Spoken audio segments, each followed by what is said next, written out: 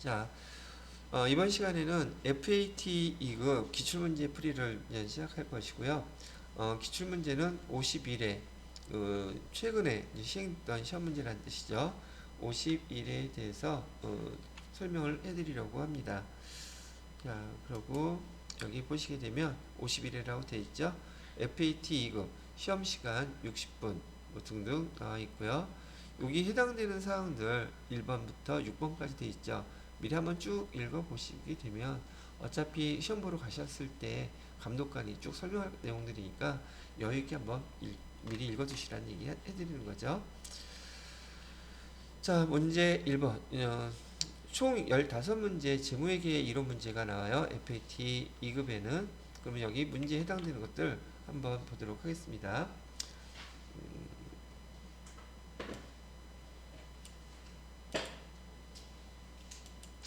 1번 문제예요. 다음 중 재무회계의 목적. 재무회계의 목적은 기본적으로 외부 회계정보 이용자들한테 나름대로 합리적인 의사결정을 하라고 알려준다는 거였었죠. 한번 해당되는 게 있었는지 한번 골랐는지 한번 봐봐요. 재무회계 목적이라고 얘기했으니 1번 기업에 관한 투자 및 신용 의사결정에 이런 거 의사결정에 유용한 정보 제공한다. 그런 거 같죠? 두 번째, 기업의 미래 현금 흐름 예측에 유용한 정보를 제공한다. 이건 재무회계에서 재무제표 중에서 손익계산서에 해당되는 거죠. 그러니 손익계산서에 대한 이런 것들도 유용한 정보를 제공한다. 그래서 얘도 재무회계 목적이 될 수 있겠구나 생각하면 되겠죠. 세 번째, 특정 기업 실체에 관한 정보뿐 아니라 산업 또는 경제 전반에 걸쳐 우리가 재무제표 하나 만들면 산업, 경제 전반에 걸친 정보들이 거기에 나오나요? 아니면 우리 회사 거만 나오나요? 우리 회사 거만 나오잖아. 근데 뭐 거창하게 우리가 산업, 경제 전반에 관련된 정보를 제공한다? 이럴 수는 없는 것이죠. 말도 안 되는 거는 3번이고요. 4번 경영자의 수탁 책임 평가에 유용한 정보를 수탁 책임이라는 게 뭐라 그랬어요? 지금 우리가 위탁을 받아서 경영진은 부탁을 받았으니까 열심히 경영을 잘하고 나서 즉 위탁의 반대말 수탁이에요. 그건 경영진은 이렇게 수탁받은 다음에 주주들한테 주인들한테 잘 보고해야 되겠죠. 그때 뭐 갖고 보고한다 그랬어요? 회계, 재무회계 갖고서는 재무제표 갖고 보고한다는 말씀드렸죠. 이 정도 문제는 좀 이론상으로 고급져 보이는 말이긴 하지만 여러분들은 충분히 답을 고를 수 있지 않았을까 하는 생각이 들어요. 자, 그 다음에 2번 문제 볼게요. 다음은 항공의 소모품 관련 자료래요. 기말, 아까 했던 거 또 나왔죠? 바로 기말 결산 분기로 옳은 거 찾으래요. 여러분 과거에 시험 볼 때 맨날 그런 실수 하시잖아요. 옳은 거 찾으라는데 아닌 거 찾고 아닌 거 찾으라는데 옳은 거 찾고 아 문제 쉽네 그러고서 나중에 틀렸다고 꺼이꺼이 하고. 자, 여기 예를 갖고 계속 반복적으로 나오는 것들이니까 한번 예를 들어보시고 나서 요거 잘 문제하고 복습을 해 놓으시면 되겠죠. 한번 볼게요. 2022년 1월 1일 사무용 복사용지 구입하고 10만원 전액 비용이 나오죠. 회계 2급 때는 보편적으로 비용 문제로 많이 내요. 그래서 여기 1월 1일날 여기 그대로 회계 처리를 해볼게요. 차변에 비용 처리했다니까 소모품비 이렇게 써야 되겠죠. 그 다음에 10만원 대변에다가는요 여기 현금 줬다고 칩시다. 그건 안 나와 있지만 현금으로 지출을 했는데 지금 12월 30일 현재 소모품이 얼마큼 남아있대요. 지금 미사용. 그럼 얘는 소모품 자산이니까 소모품 남아있는 거 쓰시면 되겠죠. 뭐 2만원 이렇게 써주시면 될 거고, 처음에 살 때 다 쓸 줄 알고서 비용 처리했는데 비용이 다 아직 안 됐죠. 그러면 대변에다가는 소모품비에서 2만원은 이만큼 소멸을 시켜줘야지. 처음에 기록해놨던 여기 소모품비 비용 10만원 중에서 비용 10만원이 전체 다 손익계산서에 들어가면 안 되겠죠. 우리 실제로 쓴 건 얼마만큼만 썼으니까 2만원치 남기고 8만원어치만 썼으니까 요 차액인 요만큼은 소멸시켜서 비용에 그 잔액 계정이 8만 원만 남도록 해주면 된다는 거죠. 이를 뭐라고 부른다 그랬어요? 상계 처리해서 이렇게 없애시면 돼요. 우리 비용 계정은 수익 계정은 소멸이라는 단어 쓴다 그랬죠. 이렇게 소멸시켜서 올해 사용한 금액만큼만 딱 쓰시면 된다는 얘기랍니다. 그러면 답이 몇 번이 되겠어요? 소모품 2만원, 그 다음에 소모품비에서 2번이 답이 되겠네요. 그죠? 2번이 답.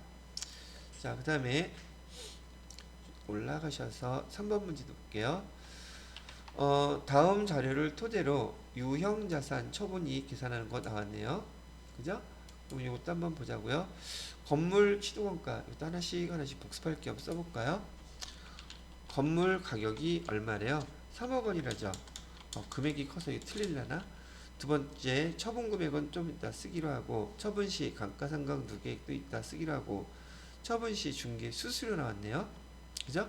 자, 건물 몇개 나왔다면 3억 원짜리였는데, 여기 건물에 대한 감가, 상가, 누계액 써주셔야 되죠. 얼마라고 그랬어요? 1억 원이라고 그랬었죠? 제가 유형자산 처분 문제는 반드시 이렇게 1원이 됐던 7기가 됐던 이렇게 하라 그랬었죠. 그러면 장부 가액은 얼마가 남아있어요? 2억 원짜리였었죠. 2억 원짜리를 갖다가 지금 얼마에 처분했대요? 3억 5천. 아, 좋겠다. 그러면 얼마가 남았어요? 그러면 플러스에서 아싸 1억 5천 벌었네, 이렇게 지금 생각할 수 있죠. 그런데 1억 5천 벌기 위해서 나는 지금 200만원 뭐를 냈어요? 수수료 줘야 되겠죠. 200만원을 주게 되면 지금 내 주머니에 실제로 이익된 금액은 얼마가 되겠냐고 물어본 거죠. 그럼 금액은 얼마가 답이 되겠습니까? 1억 4,800이 답이 나오겠죠. 1억 4,800이라는 숫자가 답이 된다는 얘기. 어렵진 않죠? 자, 그 다음에 4번 문제 보도록 할까요?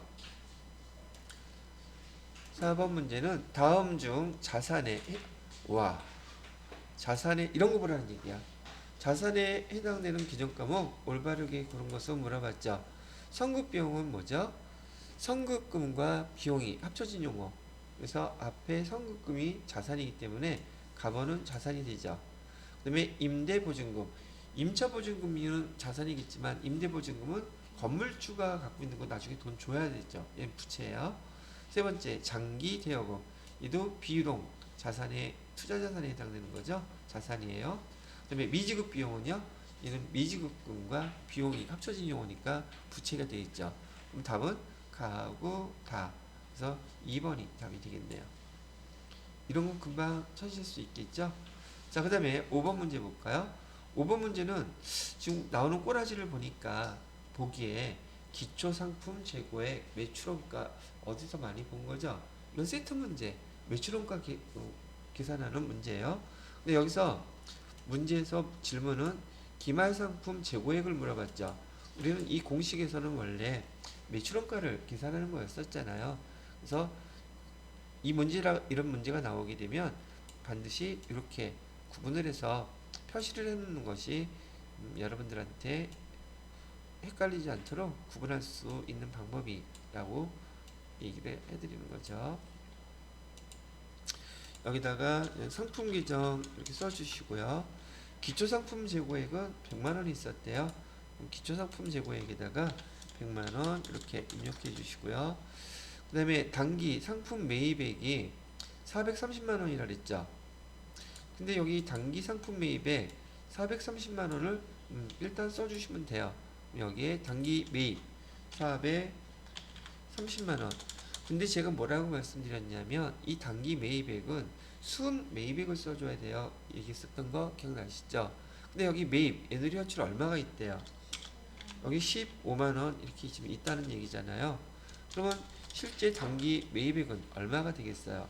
415만원이 단기 매입액이 되겠죠.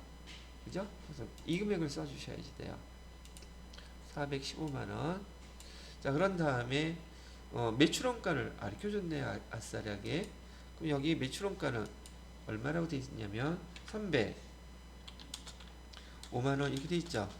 그러면 여기 100만원하고 515만 원에서 그죠? 여기에 기초상품 재고액에다가 단기 매입액 더해줘야 되죠. 두 개 합치면 515만 원이죠. 그럼 거기서 얼마를 빼주면 돼요? 305만 원만 빼주면 되잖아요. 515만 원에서 305만 원 빼면 210만 원 나오나요? 그러면 뭐 암산으로도 어느 정도는 가능하겠죠? 210만 원이 답이에요. 예, 그렇게 고르시면 되겠네요. 그러면 1번이 답이 되겠습니다. 라고 해주면 되겠죠. 우리 매출원가 배우는 거 아주 기본적인 틀이죠. 여기다가 회계 1급짜리 거 하나 덧붙이게 되면 여기 매출액하고 매출원가 계산했으니까 매출 총액을 물어볼 수도 있고 그다음에 영업이익도 물어볼 수 있는 문제가 된다는 얘기예요. 자, 그 다음에 6번 문제 볼게요. 다음 자료를 토대로 이번에는 나왔네. 영업이익을 계산하라 그러죠. 여기 매출원가 계산하고 여기는 지금 영업이익 계산하래요. 요 두 개가 합쳐지면 회계 1급 문제가 되는 거예요. 그럼 우리가 배웠던 대로 그럼 매출 손익구분을 갖다가 반드시 외우고 있으셔야겠죠. 여기 매출액에서 매출액은 얼마라고 나와 있어요? 60만 원. 그다음에 매출 원가는요? 매출 원가는 40만 원. 그럼 얘가 매출 총이익이 되겠죠. 그래서 매출 총이익은 20만 원 이렇게 나왔는데 지금 여러분 우리 수업하면서 제가 이거 몇 번이나 써요? 제가 쓴 것도 꽤 많이 쓰잖아요. 그만큼 중요하게 많이 쓰니까 여기서 뭐를 빼줘야지 돼요? 환관비를 빼게 되면 그 다음에 나오는 게 영업이익이죠. 근데 요거를 외워놓고 계시지 않으면 영업이익이 뭔지도 모르는데 이거 왜 외워져 있지 않은데 이 금액을 어떻게 구분하려고 당연히 못하겠죠. 그래서 이거 꼭 암기하고 계셔야 되고 자 이제부터 뭐만 구분하면 돼요. 판관비인지 아닌지만 구분하면 되죠. 첫 번째 여기 급여는 대표적인 판관비에 해당되죠. 기부금은 영업 외 비용이죠. 그 다음에 차량 유지비는 얘도 판관비죠. 이자 비용은 얘도 영업 외 비용이죠. 그럼 판관비로 갈 수 있는 금액은 예 급여하고 여기 두 가지밖에 없네요. 여기서는 합치면 비용이 얼마가 되겠어요? 7만 원. 이거를 빼주게 되면 영업이익은 13만 원이 답이 되겠네요. 그래서 1번이 답입니다. 라고 해주시면 돼요. 얘도 이거 다 암기하고 계시는 입장에서라면 그다음에 판관비하고 제가 영업의 비용 구분하는 거 많이 봐주세요. 그랬었죠? 이게 필요한 거. 아니 문제 회계 FAT 1급에는 안 나올까? 전산회계 1급에는 안 나올까? 다 나와요. 계속 반복적으로. 자 이렇게 해서 6번 문제 설명해 드렸고요. 자 그 다음에 7번 문제 그 다음에 바로 이어서 뭐 나와요? 영업의 비용이 어떤 거냐요? 수도관할비, 여비교통비, 세금과 문가 얘네요. 그럼 얘는 여러분이 문제 읽어보시면서 보기도 간단하고 시간도 벌면서 점수도 정확하게 딸 수 있는 거죠. 그래서 뭐 이거부터 해라 그거는 아니에요. 그런데 시험 보러 가셨을 때 이론 갖고서 먼저 한번 문제 쭉 훑어보고 정확하게 맞출 수 있는 것부터 써놓으면 부담이 좀 덜하지 않겠냐는 거죠. 그 다음에 8번 문제예요. 8번 문제는 다음 거래 내용에 대한 회계 처리 제대로 한 거 뭐냐요? 거래처 A의 파산으로 이건 매출채권에 관련된 거네요. 대손충당금 외상 매출금 100만원 못 받게 됐죠. 그러면 대손 100만원 못 받게 됐다 그러면 확정이 됐다 그랬으니까 대변에 이었다 저었다 외상 매출금 무조건 100만원 빼줘야 되겠죠. 그죠? 그럼 답은 기본적으로 3번이나 2번이나 3번이 답이 돼야 될 것이고요. 자, 그 다음에 두 번째 현재 대손충당금 잔액이 71만원이 있대요. 있으면 대손충당금부터 먼저 써주셔야 되죠. 나머지를 대손상각비 처리한다. 이 정도면 거저잖아. 그죠? 답은 몇 번이 되겠습니까? 물어보면 3번이에요. 그러고서는 클릭할 때 4번을 누르는 거야. 그리고 이거 맞았어. 그렇게 하면 안 되겠죠. 클릭할 때도 주의하셔야 돼요. 마음이 급하면 진짜 어떤 일이 벌어질지 몰라. 이 사람인 것 같아요. 자 이번에는 여기 9번 문제에서 다음 자료를 토대로 현금 및 현금 자산이 얼마냐고 물어보고 있죠. 그죠? 자, 현금 및 현금성 자산의 계정 뭐뭐 있었어요. 기본적인 틀을 먼저 외우고 있으셔야 돼요. 우선 여기 현금이 있었죠. 두 번째로는 당좌 예금이 있었죠. 세 번째로는 보통 예금이 있었죠. 그죠? 그리고 얘는 현금은 요렇게만 썼지 현금성 자산도 있다는 거 잊어버리시면 안 되겠죠. 오케이? 자, 그렇게 자, 또 하나씩 체크를 해보죠.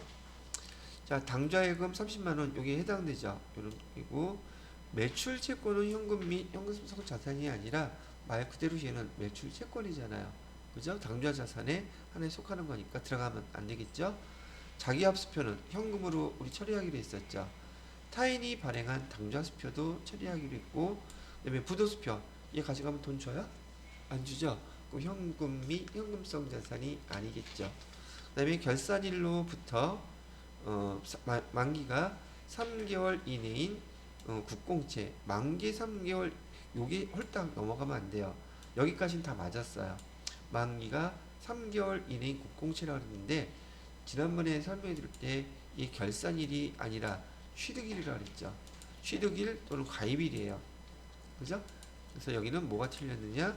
이는 취득일 뭘 취득했을 때 저기 국공채 취득했을 때 또는 예금, 적금, 및 금융상품 가입했을 때 가입일 이것도 시험 문제 이렇게 나오는 거 보니까 요거 잘 봐두지 않으면 틀리기 십상이겠죠. 금액이 달라질 테니까. 그러면 현금 및 현금성 자산은 30, 40, 60, 130이네요. 그죠? 그럼 답은 2번이 되겠네요. 그래서 2번이 답. 됐나요? 자, 다음 번으로 넘어가서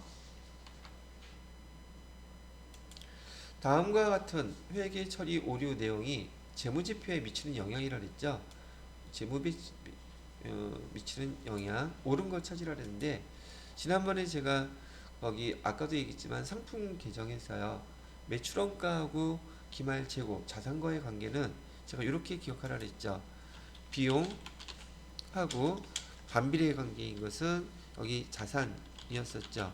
그 다음에 자산하고 이하고 자본하고 그 다음에 법인세 비용은 같은 방향으로 움직인다고 얘기를 했어요. 이 5개 중에 한 가지의 방향만 알면 이는 쭈루룩 다 맞추기 쉽다 그랬었죠. 업무용 수용차에 주유를 하고 8만원 현금 지급했대요. 근데 얘는 지금 자산으로 써놨죠. 그죠? 얘는 자산이에요. 근데 원래 뭐라고 써야 돼요? 그렇죠? 그러면 봐봐요. 차량 유지비로 써야 되는데 차량 유지비 금액이 들어가면 비용 금액이 더 커지겠죠. 근데 이 비용 계정을 안 썼으니 금액이 작죠. 그럼 과대 계상일까? 과소 계상일까? 비용은 과소 계상이 됐겠죠. 금액이 안 들어갔으니까 금액이 적단 말이에요. 자, 봐요. 그러면 여기 비용이 과소 계상됐으면 나머지 4개는 다 뭐 어떻게 되겠어요? 과대 계상되겠죠. 그죠? 이제 한번 맞춰볼게요. 여기 자산이 과소계상된다. 자산은 과소계상이 아니죠. 오케이? 자, 그리고 또 한번 이거 쓰기 전에 여기 한번 보세요. 요 룰만 정확히 알고 있다면 요 자산하고요 이 비용은 비례관계예요? 반비례관계예요? 반비례관계죠. 둘 중에 하나는 틀렸겠네. 그 다음에 자본은 과대계상 되겠죠. 그죠? 그 다음에 수익은 이익도 과대계상 되겠죠. 그러면 줄줄이 얘 다 틀렸으니 얘 틀리고 얘 틀리고 얘 틀렸으니 비용이 과소계상되는 거 답이 요 하나밖에 없죠. 요거만 알고 계시면 이런 계정 문제 되게 유용하게 사용하실 수 있단 말이죠. 이해되셨습니까? 반드시 안경 계셔야 했다고 얘기하는 거죠. 그 다음에 11번 문제 볼까요? 11번 문제 같은 경우는 다음 상품의 순매입액 계산에 영향을 미치지 않는 것은 자, 순매입액의 말로 해볼까? 쓸까요? 그것도? 순매입액에 영향을 주는 것은요 우선 부대 비용은 더해줘야 되죠. 부대 비용. 그 다음에 뭐는 빼줘야 돼요? 매입 환출이라든지, 그 다음에 매입 할인이라든지 또는 애누리라든지 이런 건 미치겠죠. 자, 그러면 순매입액에 상품 매입 금액은 당연히 영향이 들어가겠죠. 그 다음에 매입자가 부담할 운임. 매입자가 부담할 운임이라면 매입자가 물건 사오고 내가 운임을 냈다면 그게 부대 비용이니까 상품 순매입액에 영향을 주겠죠. 그 다음에 하자품에 대한 애누리, 매입 애누리도 해준다 그랬었죠. 그죠? 근데 매출 환입, 이거는 지금 매입이 아니라 매출이잖아요. 그죠? 그러면 얘는 해당이 되겠습니까? 안 되겠습니까? 물어보면 얘는 매출이지 매입이 아니잖아요. 그래서 4번은 만약에 여기 매입 한치를 이렇게 썼으면 그 매입 문제 냈겠어요. 요 용어 알아듣는지 못 알아듣는지 보려고 요 문제를 냈다고 보시면 되겠죠. 얘는 매출에 대한 거였었어요. 자, 그 다음에 12번 문제 보도록 할게요. 다음에서 제시한 결합관계가 여기서 나오네. 그죠? FAT급이나 회계2급에서는 하나 정도는 꼭 이렇게 문제를 내요. 결합관계란 용어를 아는지 모르는지.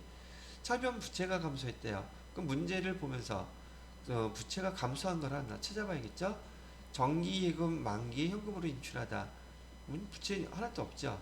장기차 입금을 현금으로 상환하다. 그럼 이거겠네요. 이도 따로 이렇게 설명하지 않더라도 금방 찾으실 수 있을 거라 생각해요. 자, 이번에는 13번 문제에서 개인기업의 자본을 감소시키는 거래. 자본을 감소시킨다는 것은 지금 물어보고 싶은 게 개인 여기 기업에서는 인출금에 대해서 꼭 물어봐요. 여기밖에 없기 때문에. 인출금이라는 것은 거기 대표가 개인 목적으로 사용하는 거 말하는 거죠. 개인 목적으로 사용하면은 여기 자본이 감소되고, 자본이 감소되는 것을 우린 기중에는 인출금이라고 써놓는다 그랬었어요. 1번은 해당되는 거 아니겠고요. 그 다음에 2번 현금과 건물을 출자라는 말 뜻이 자본금이 증가하는 것을 뜻하는 거죠. 대변에 자본금 써야 되는 거니까 여기는 감소시키는 거 물어봤잖아요. 세 번째, 대표이사 자녀의 대역 등록금 개인적 목적으로 사용했죠. 이거겠네요. 이것도 읽어보면 답은 금방 나오실 수 있다고 생각이 들어요. 그 다음에 14번 다음 중 먼저 구입한 상품이 먼저 사용되거나 판매되는 것을 가정하여 기말 이런 것도 읽으면 답 나오죠. 뭔가요? 선입선출법이죠. 이 중에서 기말 재고 금액이 가장 크게 계산되는 방법은 어떤 거죠? 선입선출법. 그 정도까지는 기억하고 계셔야 돼요. 그리고 얘 순서대로 꼭 기억하라 그랬죠. 첫 번째가 뭐라 그랬죠? 선입선출법. 두 번째는 이동평균법. 세 번째는 총평균법. 맨 마지막 순서로 기억하고 계세요. 자, 마지막 문제네요. 다음은 항공상사의 결산 결과 대화 장면이다. 회계 처리에 대한 설명. 옳은 것은요. 김 부장님이 오늘 결산일인데 지난달 현금과 부족 문제 나왔네요. 회계 처리했던 현금과 부족 10만원 원인 파악하셨나요? 라고 물어봤어요. 그랬더니 4만원은 교통비 지급액으로 밝혀졌는데 나머지 금액은 원인을 파악하지 못했습니다. 지금 현금과 부족 기정 있는 거죠. 그죠? 그러면 4만원을 제외한 6만원은 그죠? 대변에 현금과 부족 다 써줘야지 되고 이렇게요. 결산 날짜는 12월 31일 시점으로 해서 차변에 못 찾았죠. 잡손실 써주고 대변에다가 이거 잡손실 6만원 정확히 써야 되겠다. 쓰지 말고 우선 10만원 중에 얼마는 찾았어요? 교통비 지급액 뭐라고 써야 돼요? 여비 교통비 여기 4만원 이렇게 쓰면 되겠죠. 대변에는 다 처리를 끝내줘야 되니까 현금 과부족 얼마? 10만원 다 빼줘야 되죠. 그 다음에 나머지는 잡손실에서 얼마? 6만원 이렇게 회계 처리해주면 마무리가 되겠죠. 현금 계정 차변에 6만원을 기입한다. 현금 계정 차변에? 이게 무슨 말이야? 현금 계정 차변이 현금이 증가했다는 얘기죠. 현금이 증가할 일이 있나요? 없나요? 전혀 없죠? 그 다음에 2번 자비익 계정 대변에 6만원 기입한다. 자비익이 났어요? 그럼 이거는 현금과 부족 요 말뜻을 이해하는지 못하는지를 물어보는 거죠. 자비익 날 리가 없어요. 잡손실이지. 여비교통비 계정 대변에 대변이에요. 차변이에요. 차변에다 기록해야 되죠? 답은 4번이겠네요. 현금과 부족 계정 대변에 10만원 기입한다. 요거죠. 이해됐습니까? 자, 이렇게 해서 지금 처음으로 이제 여러분이 줄기차게 FAT 1급까지 달려온 결과 FAT 2급 시험 문제 한번 이론 풀어봤어요. 이 정도면 해볼만 하다 싶으실 거라고 생각이 들고 내일 바로 저기 FAT 2급 거기 기출문제 실기 있죠? 실기까지 마무리를 지어드리도록 하겠습니다. 오케이? 자, 되었고요.